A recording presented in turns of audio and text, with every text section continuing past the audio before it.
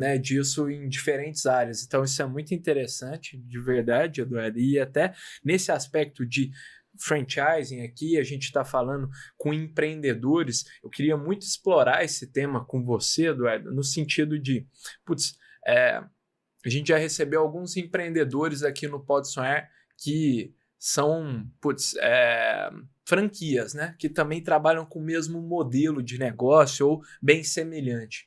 Mas quando eu penso em educação, e o meu sentimento é que é um desafio ainda maior trabalhar com franquias, porque considerando que um aspecto essencial é a padronização do produto ou do serviço, cara, educação é muito personalizado, né? Um professor numa sala de aula, ele pode dar a mesma aula para diversas classes, né? Mas, eu acho que sempre tem algo diferente, um aluno que faz uma dúvida nova. Então, eu queria que você contasse um pouco dos desafios de trabalhar com franquias nesse setor de educação e ainda mais, não só com idiomas, com tecnologias emergentes, já que todo dia surgem coisas novas, como também manter essa padronização de processos com algo que está em constante evolução.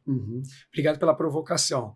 Bom, você sabe que em qualquer experiência, num MBA, num curso em que você tem participação no Brasil ou fora do país, de colegas de diversas nacionalidades, o brasileiro, por vezes, é visto como indisciplinado.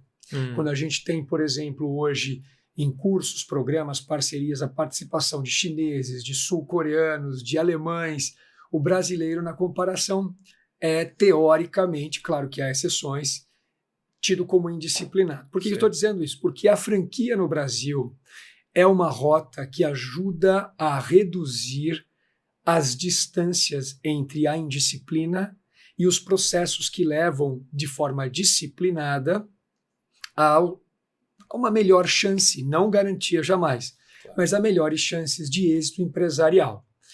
Quando a gente olha para números... Faz sentido. É um modelo já validado, né? Pois é. E, claro, há fantásticos empreendedores brasileiros que são tão ou mais disciplinados do que qualquer, qualquer destes exemplos que eu tenha citado aqui. Mas, de modo geral, quando se empreende por acidente, por, eventualmente, oportunidade, sem um grande planejamento, ou sem o básico do planejamento, pelo menos, a gente sabe que no Brasil existem solavancos possíveis. Então, o sistema de franquias, inclusive no Brasil, ele nasce por intermédio de uma marca de ensino de idiomas.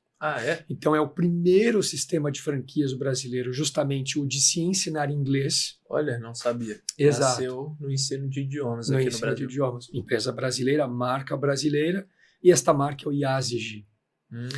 Precursora e, aliás, exemplar aquilo que fez. Perfeito. Pois bem, o sistema de franquias, portanto, ele vai evoluindo de um sistema de primeira geração que mais se assemelhava a um licenciamento de uso de produto ou de marca para uma estrutura de processos percorridos, validados, que são replicados na transferência de know-how, que é a essência do franchising, e que depois passam a criar camadas e meios para a gestão do negócio de uma maneira mais processual, mais disciplinada.